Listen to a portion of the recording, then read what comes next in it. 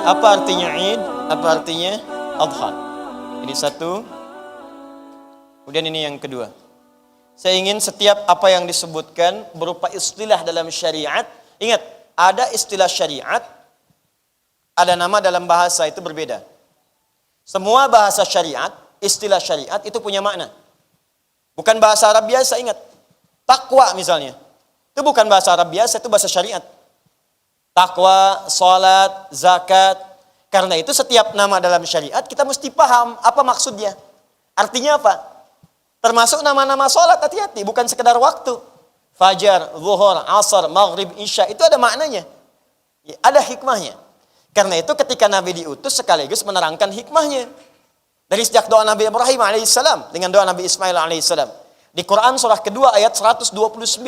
Rabbana wab'ats fihim rasulan minhum yatslu alaihim ayatika wa yu'allimuhumul kitaba wal hikmah. Hikmahnya ada. Dijawab oleh Allah di ayat 151-nya. Kama arsalna fikum rasulan minkum yatslu alaikum ayatina wa yuzakkikum wa yu'allimukumul kitaba wal hikmah. Ada hikmahnya, ada maknanya. Nah sekarang apa maknanya Id? Apa maknanya Adha? Dari sini baru kita tarik kepada amalan-amalan syariat dan paham kita. Ini puncaknya. Kenapa disebut puncak? Sampai-sampai Allah bersumpah dengan keistimewaan di puncak ini yang ditarik ke amalan 9 hari sebelumnya. 9 hari plus 1 malam. Jadi 9 hari 10 malam. 9-nya, ingat hati-hati, 9-nya tis'ah. Baik-baik. Malamnya lailun, jamaknya layali, 10 ashrun.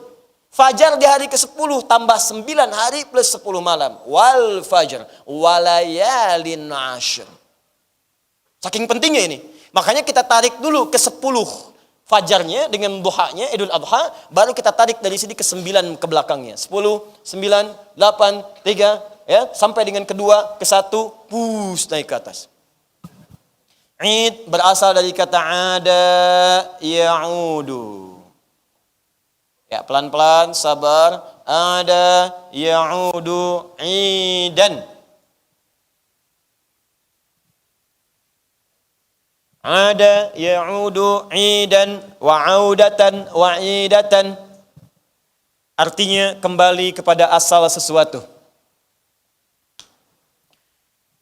Ada 2 kata menunjuk makna kembali. Kalau kembali secara umum kepada asal, itu dari kata ada ya'udu. Tapi kalau kembali secara bertahap, ada tahapannya. Lewat ini dulu, ini dulu, ini dulu, sampai kembali ke asal. Detilnya, itu disebut dengan raja'a yarji'u. Raja'a yarji'u, ruju'an. Orangnya disebut raji'un. Kalau banyakan, tinggal tambah waw dan nun di ujungnya. Raji'un. Pulang, tapi secara bertahap. Gak langsung ketemu dengan asal. Cuman bertahap. Lewat ini dulu, lewat ini dulu, lewat ini dulu. Saya tanya pada teman-teman semua. Kalau ada yang meninggal dunia, kembali kepada siapa? Kembali kepada Allah. Apakah langsung bertemu dengan Allah? Tidak. Dia lewat tahapan dulu. Ya kan? Meninggal. Setelah itu apa yang terjadi setelah meninggal? Setelah ditaklimkan, kemudian meninggal dunia, dimandikan. Setelah itu dikafani, setelah itu disolatkan, dikuburkan kan?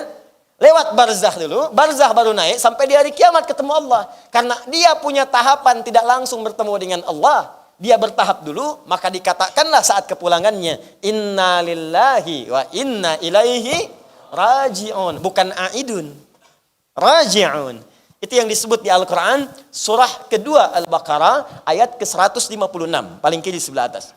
Alladzina idza asabathum musibah qalu inna lillahi wa inna ilaihi raji'un. Karena itu Allah menurunkan keterangan di Al-Qur'an. Nanti saat kamu akan pulang, begini tahapannya kata Allah. Mulai akan meninggalnya disebutkan. Kalau tahapannya pengen enak saat meninggal, begini caranya. Turunkan Quran surah 89 ayat 27 sampai dengan ayat 30. Ini meninggal paling enak, saking tenangnya enggak kerasa pulangnya. Sampai saat pulang ditampakkan surganya oleh Allah. Baru sakarat nih mau meninggal, amalannya ditampakkan sampai pintu gerbang surganya tampakkan. Lihat kalimat Qurannya. Ya ayyatuhan nafsul mutmain. Irji'i ila rabbiki radiyatan fadkhuli fi wadkhuli. Muncul kalimatnya. Kata Allah, hei jiwa yang sangat tenang. Masya Allah, mau pulang tenang banget. Enak. Mbah Mun kemarin tuh mau pulang cuma Hajar Aswad dulu. Dan mau tahajud malamnya tuh. Mau tahajud tenang banget. Ya.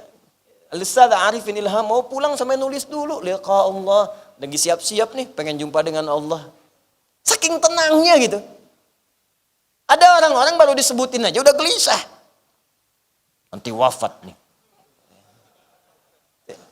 Tapi orang-orang ini tenang sekali. Bahkan saking tenangnya gak kerasa pulang.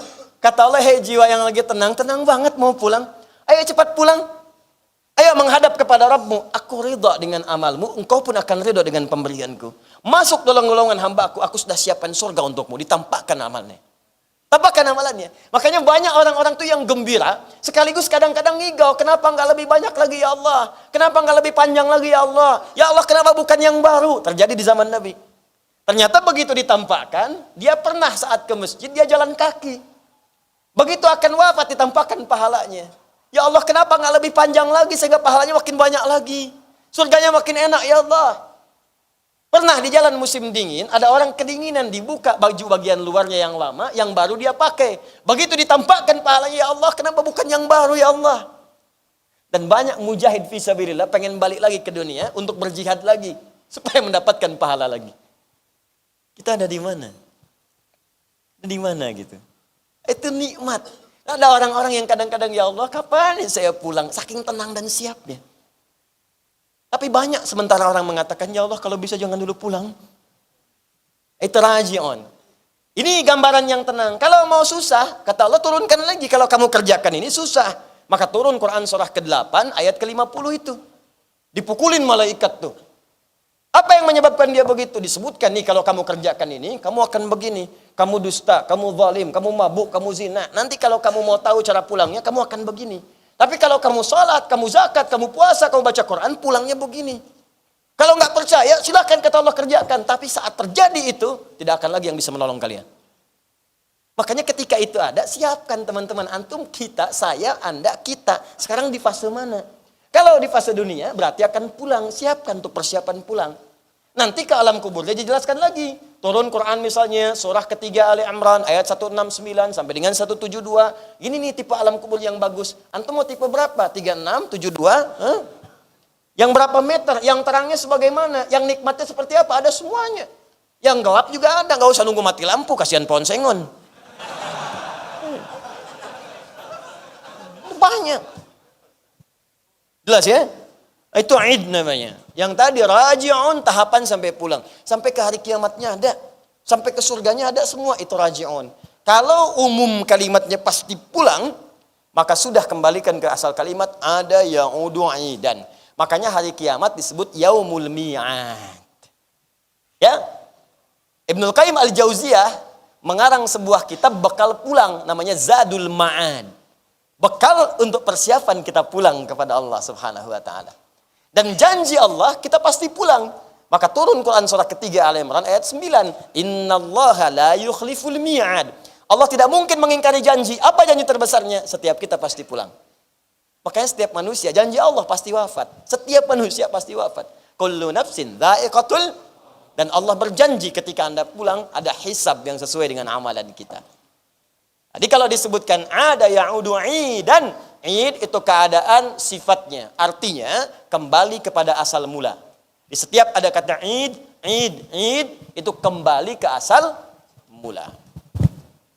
Ya, kembali ke asal mula. Dan tingkat yang paling tinggi asal mula kita adalah kembali kepada Allah Subhanahu wa taala, ya.